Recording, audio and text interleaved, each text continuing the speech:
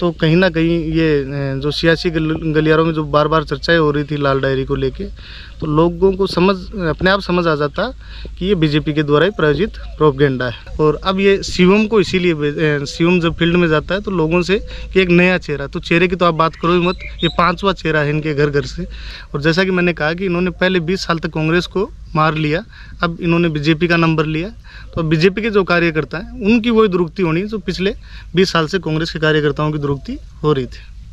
ये अपन जिसको बकलोल समझते हैं जानबूझ के करते हैं और ये प्रायोजित होता है। ऐसा नहीं है कि ये कोई इनको पागलपन के दौरे पड़ते हैं और पागलपन में सारी चीज़ें कहते हैं। जो नेताजी ये बयान दे रहे हैं हमेशा उनकी कथनी और करनी में फ़र्क रहा है, और मैं तो हमेशा कहता हूँ कि ऐसा कोई सगा नहीं जिसको उन्होंने ठगा नहीं। मैं तो ये कहता हूँ एक ट्रेडिंग कंपनी है जिसमें पूरा परिवार सम्मिलित है, पर वही परिवार से मैं उनके घर की बात नहीं कर रहा, उनके भाई हैं और जो लोग हैं वो इस तरीके से कि कोई माइनिंग। दोस्तों, उदयपुर वाटी में एक नयो सियासी समीकरण की अभी शिवसेना की एंट्री हो चुकी है। कांग्रेस बर्खास्त मंत्री राजेंद्र सिंह गुड्डा शिवसेना को दामन थामे हुए विपरीत ज्यादा बातचीत करने के लिए अभी अपने साथ सुरेंद्र जी मूंड ही, जो कि फिलहाल वर्तमान समय में यूथ कांग्रेस प्रदेशाध्यक्ष की जिम्मेदारी संभाल रहे हैं। साथ में एक और अन्य जिम्मेदारी दी गई है। मैं बातचीत कर रहा हूँ, बना रहो वीडियो लास्ट तक देखेगा तो भगवान पूरी जानकारी जो था मिल जाएगी। सर नमस्कार। नमस्कार, आपके दर्शकों को सभी को राम राम जी। सर, शिवसेना उदयपुर वाटी में आ चुकी है, की तरीका में देख रहे हो थे अब जो सियासी समीकरण जो चेंज हो रहे हैं बने सब पहले तो यही कि के जनाधार शिवसेना को उदयपुर वाटी का मेन मानो हो। देखिए, ये सवाल अपने आप में रोचक सवाल है। शिवसेना का मेरे हिसाब से उदयपुर वाटी में कोई जनाधार नहीं है। एक ऐसा व्यक्ति जिसने हमेशा दल बदले हों, कभी बसपा, कभी एसोसिएट कांग्रेस मेंबर, कभी लोजपा, तो वो व्यक्ति सिर्फ और सिर्फ, जैसा कि मैंने एक बार एक इंटरव्यू में कहा भी था, और जो पॉलिटिकल लोग हैं वो इन चीज़ों को समझते भी हैं। जब ये लाल डायरी वाला मैटर हुआ था तो हमने सार्वजनिक तौर पे हर मंच पे लोगों को ये कहा भी था कि ये एक बीजेपी का कुरचित प्रोपेगेंडा है, जिसके बैकडोर में राजेंद्र जी राठौड़ साहब, गजेंद्र सिंह शेखावत साहब, ये लोग राजेंद्र गुड्डा से ये सब करवा रहे थे। और इसमें जो सबसे समझने वाली बात है वो ये है कि बीजेपी इनको डायरेक्ट बीजेपी ज्वाइन करवाती तो कहीं ना कहीं ये जो सियासी गलियारों में जो बार बार चर्चाएं हो रही थी लाल डायरी को लेके, तो लोगों को अपने आप समझ आ जाता कि ये बीजेपी के द्वारा ही प्रायोजित प्रोपेगेंडा है। तो इससे बचने के लिए और उन पर आरोप नहीं लगे, इसके लिए उन्होंने बैकडोर से शिवसेना, और शिवसेना भी वो शिंदे जो एक बीजेपी, जिसको आप बीजेपी का ही एक वो कह सकते हो, अलायंस से ज़्यादा जो शिवसेना को तोड़ के जो बीजेपी की एक शिवसेना है, वही शिवसेना इन्होंने ज्वाइन की है। तो ये सिर्फ इतना सा है कि एक बैकडोर से इनको बीजेपी में एंट्री कैसे करवाई जाए, और इसको लेके ये सारा प्रायोजित कार्यक्रम था। उदयपुर वाटी विधायक एक चीज हमेशा बोल रहे कि भाई मेरा चेहरा पर लोग वोट देंगे, तो फिर चेहरा पर चुनाव लड़ने की बजाय आज शिवसेना में शामिल हो रहे हैं, तो क्या लाग रहे हो कि बाको चेहरों कटे कमजोर पड़ रही है जनता का मान ई वजह आज बान बीजेपी की जिस तरीकों से बता रहे हो कि बीजेपी की एक अलायंस पार्टी है या फिर पार्ट 2 बीजेपी है, भी को सारो लेना पड़ रहा है। देखिए, जब आप जनता के बीच में जाते हो अपने चेहरे को लेके, तो पहली बार जब इन्होंने इलेक्शन लड़ा था तो आप बात को समझिए कि जनता ने जाहिर तौर पे इन पे ट्रस्ट करके रणबीर गुड्डा जी के टाइम में इनको वोट भी दिया होगा, और इन्होंने जनता को 5 साल में उस टाइम क्या दिया क्या नहीं दिया वो उदयपुर वाटी की जनता जानती है। उसके बाद जब इन्होंने चुनाव लड़ा और ये चुनाव जीते, दूसरा जो चुनाव इन्होंने खुद ने लड़ा, पहले चुनाव में इन्होंने जैसे बसपा से लड़ा और अपने चेहरे पे वोट मांग लिए, तो दूसरा चेहरा चेंज हो गया, और जब 3rd टाइम इन्होंने कांग्रेस से चुनाव लड़ा तो इनको जनता ने बता दिया कि इनके चेहरे पे कितने वोट पड़ते हैं। उसके बाद अगले चुनाव में जो अभी ये लास्ट चुनाव था, इनमें इनका चेहरा नहीं था। इनकी हमारी जो भाभी जी हैं या जो इनकी वाइफ हैं, वो घर घर घूम के लोग महिलाओं को 500 रुपये देना और देना, सबके सामने वो चेहरा उनका था। और इस बार भी इनको समझ में है, इनको पता है कि इनके चेहरे पे वोट नहीं पड़ने वाला। इन्होंने जो लोगों से वायदे किए झूठे, और अब ये शिवम को इसीलिए, शिवम जब फील्ड में जाता है तो लोगों से कि एक नया चेहरा, तो चेहरे की तो आप बात करो ही मत, ये 5वां चेहरा है इनके घर घर से। तो चेहरों की तो इस तरह की स्थिति है, और अब जनता इनके चेहरे को, इनके चाल चरित्र को जान चुकी है और इस चुनाव में इनको जवाब देगी।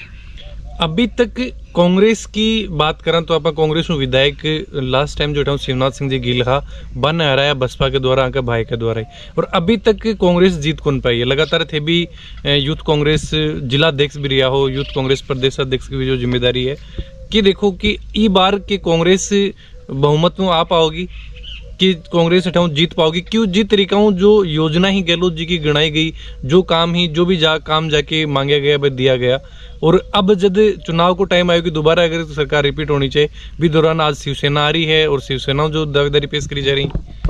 देखिए जो सबसे अहम जो समझने वाली बात है, उदयपुर वाटी में 20 साल में जो कांग्रेस का नहीं आना कांग्रेस की जनता के लिए कितना नुकसानदायक रहा, वो इस बात से समझिए कि पार्टियों की सब, चाहे वो बीजेपी हो, कांग्रेस हो, कोई अन्य दल हो, सबका एक ये होता है कि भाई वो सत्ता में आए, सत्ता में आएंगे तो वो जनता की सेवा कर पाएंगे, जनता के काम को कर पाएंगे।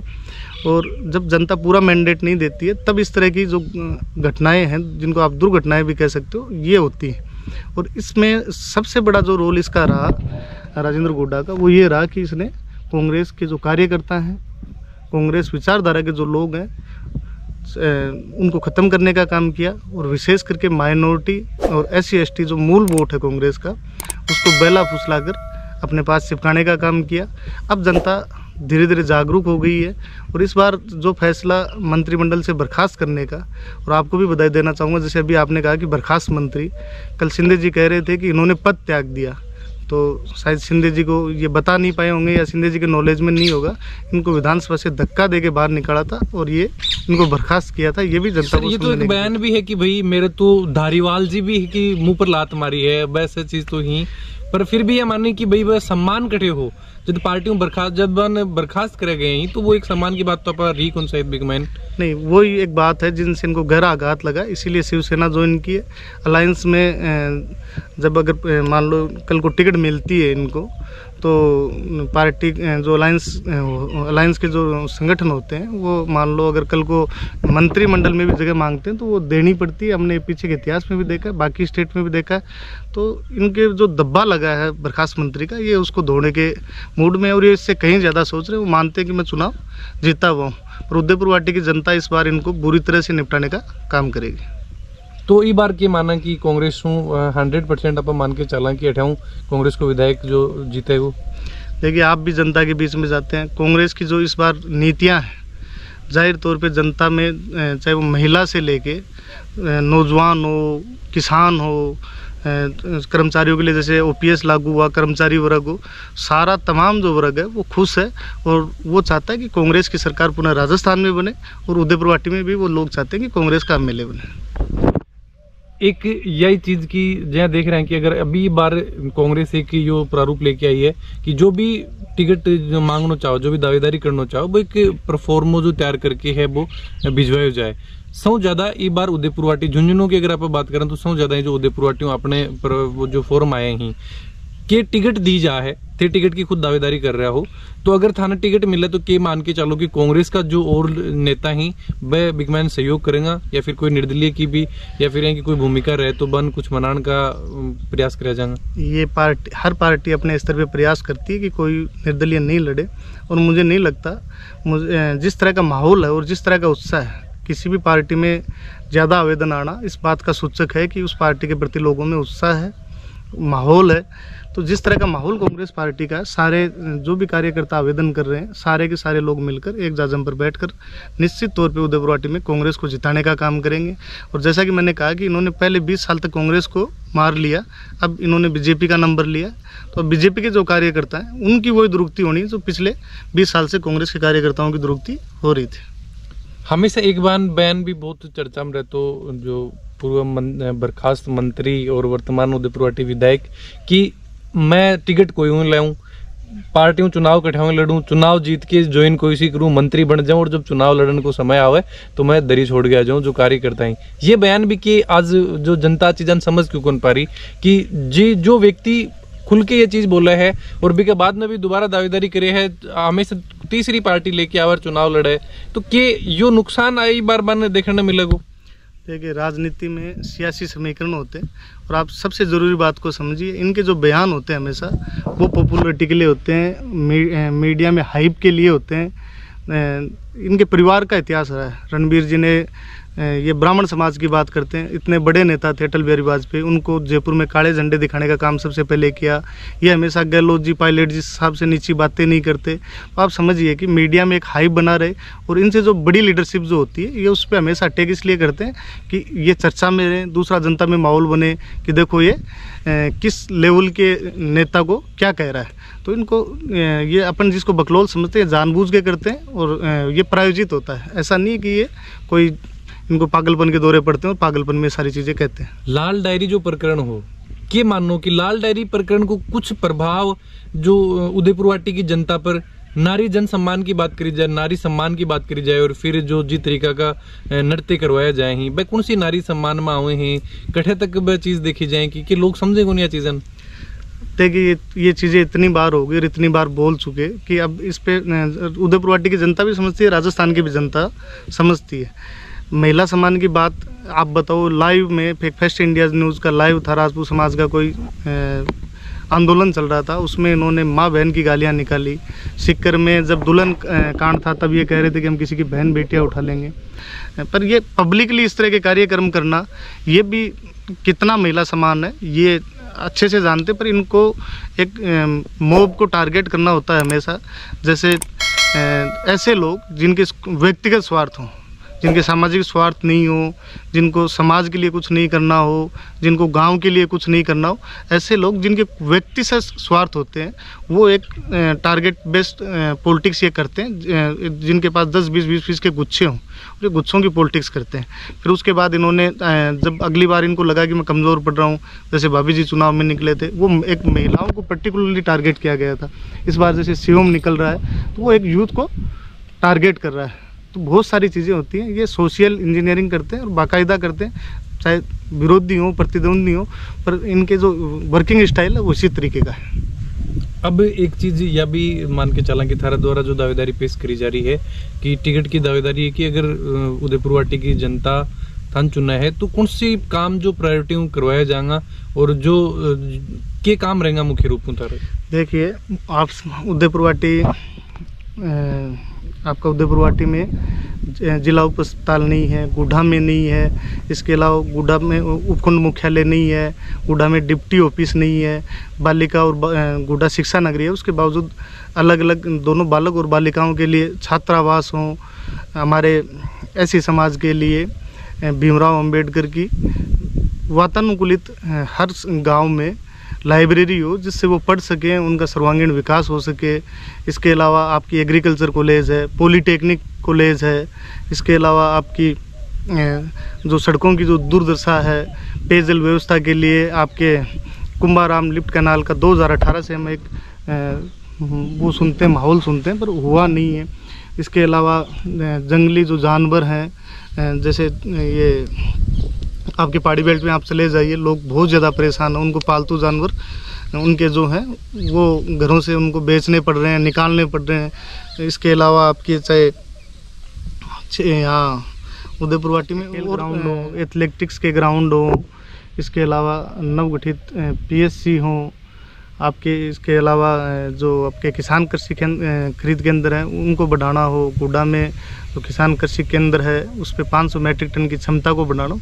बहुत सारे काम है करने के लिए। और मैं तो जो यहाँ स्थापित नेता हैं या जो भी लोग किसी भी दल से टिकट मांग रहे हो या निर्दलीय जो भी लोग लड़ रहे हैं, उनसे ये कहना चाहूँगा कि मुद्दों की आधारित राजनीति हो, ताकि आने वाले समय में जनता जागरूक हो और वो अपने सवाल कर सके और जवाब कर सके। एक चीज और सर, जो उदयपुरवाटी है बिकमन जातीय समीकरण भी बहुत बड़े तरीका काम करे है। और पिछला कुछ समय पहले ही जो वर्तमान विधायक ही यो भी बयान हो कि अगर दम तो तब है ना जो व्यक्ति खुद की पार्टी का वोट न लेके चुनाव लड़े। की तरीका देखो कि जातीय समीकरण भी इस बार या चुनाव पर हावी रहेगा तो बन लेके भी। देखिए, आप इस बात को ऐसे समझिए, हमारी जो राजनीति है वो हम चाहे कितना ही ना करें, जाति आधारित राजनीति है। और अगर जो नेताजी ये बयान दे रहे हैं, हमेशा उनकी कथनी और करनी में फ़र्क रहा है। और मैं तो हमेशा कहता हूँ कि ऐसा कोई सगा नहीं जिसको उन्होंने ठगा नहीं। सुल्ताना में, किठाना में, सूरजगढ़, खेतड़ी, पिलानी, आपके ये बेरी, इन गाँव में कौन राजपूत समाज की मीटिंग कर रहा था अपने बेटे सीएम के उसमें दसोटों में बुलाने के लिए। तो आप इन बातों को समझिए, वो कहने और करने में दोनों में फ़र्क होता है। और जो राजनीति में जातीय जो व्यवस्था है उसको हम नकार नहीं सकते। धीरे धीरे वो व्यवस्था ख़त्म होगी। एक दिन में हम लोग सोचते हैं कि इस तरह की चीज़ें ख़त्म होंगी, बिल्कुल नहीं हो सकती। और रही बात वोटों की, तो वोट लेने वो बसपा की टिकट क्यों लेके आते थे? SC ST और माइनॉरिटी को डाइवर्ट करने के लिए लेके आते थे। मैंने पहले भी जैसे कहा कि ये हमेशा परंपरागत कांग्रेस का वोटर रहा है। तो इस बार वो माइनॉरिटी के कितने वोट लेते हैं, SC ST के कितने वोट लेते हैं, और आप बता दीजिए कि राजपूत समाज के लिए उन्होंने एक छात्रावास बनाया हो, SC ST के लिए उन्होंने क्या बड़ा कदम यार उदयपुर वाटी में उठाया, या माइनॉरिटी के लिए उन्होंने क्या किया, पूछिए आप उनसे सवाल। सिर्फ मैंने जैसे कहा कि वो व्यक्तिगत, जैसे मान लो किसी को पार्षद बनना है, किसी को सरपंच बनना है, किसी को डेलीगेट जिला परिषद बनना है, चेयरमैन बनना, ऐसे लोग जिनके खुद के व्यक्तिगत स्वार्थ हों वो उनको चिन्हित करते हैं, उनके पीछे जो मोब होता है उसके वोट लेते हैं, और वो वोट बैंक की जो आधारित राजनीति है उसी को वो करते हैं, और उसी के पीछे वो अपनी राजनीति की जो दुकान है, मैं तो ये कहता हूँ एक ट्रेडिंग कंपनी है जिसमें पूरा परिवार सम्मिलित है। पूरे परिवार से मैं उनके घर की बात नहीं कर रहा, उनके भाई हैं और जो लोग हैं वो इस तरीके से कि कोई माइनिंग में लूट के खा रहा है, कोई मैं अपने जलदाय विभाग में लूट के खा रहा है, कोई बिजली विभाग में विषयार भरवा के लूट के खा रहा है, कोई ज़मीनों पे कब्जे कर रहा है। तो अलग अलग तरह की चीज़ें हैं और अलग अलग घटनाएं हैं, और इन सब का वास्तविकता से आप समझो कि ये जो कह रहे हैं उसका वास्तविकता से कोई लेना देना नहीं होता। और इन्होंने बहुत सारे लोगों को हर गांव में, हर जगह में इस तरीके से चिन्हित कर रखा है कि वो लोग गुंडा तत्व जिनको आप बोलते हो, वो इनके लिए वो काम आगे बढ़ाने का काम करते हैं।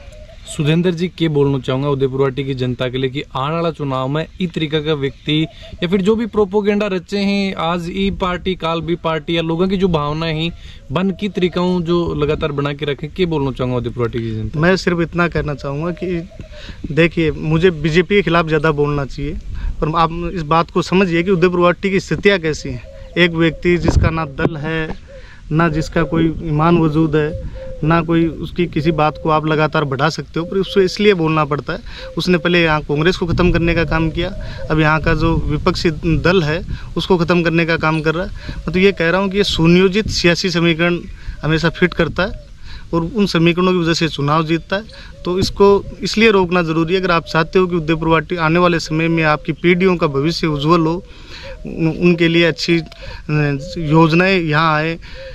एक आप बताइए, मान लीजिए कि शिवसेना 2 बार अगर कांग्रेस को ये सीटें कम नहीं पड़ती तो ये मंत्री नहीं होता, और इस तरह की जो छवि इसने बनाई है अपनी रॉबिन हुड की, वो छवि बना पाता है क्या?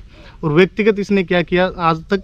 अगर उदयपुर वाटी की जनता में इसने कहीं भी व्यक्तिगत, लोग तो जीवने जिमाने से खुश हो जाते हैं, व्यक्तिगत जीवने के अलावा इसने अगर कुछ किया हो, किसी भी अपने समाज के लिए भी कुछ किया हो, तो आप ये पता कर लो। भाई हो सकता है मुझे पता नहीं हो, तो मैं ये कह रहा हूँ कि इस तरह का है।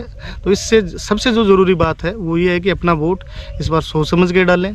और ख़ास करके SC ST और माइनॉरिटी के जो मेरे भाई हैं उनको कहना चाहता हूँ कि आपको इसने 20 साल तक लूटा है, आप इस पे विचार करके देखिए, इसको समझने की कोशिश कीजिए और मजबूती से इसको इस बार जवाब देने का काम करिए, ताकि इसको पता चले कि पार्टी और पार्टी की जो रीति नीतियाँ होती हैं उनका कितना इफेक्ट जनता के बीच में होता है।